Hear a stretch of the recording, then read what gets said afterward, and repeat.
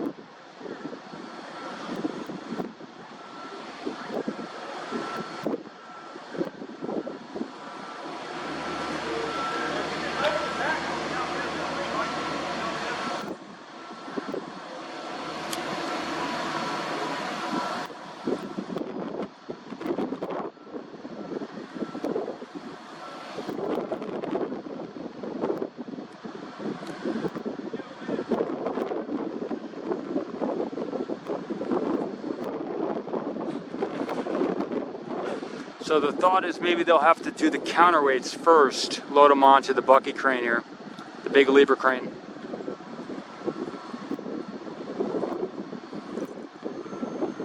And then maybe after that, connect it. I'm not sure if they can do it before connecting the, adding the counterweights, but again, to be seen.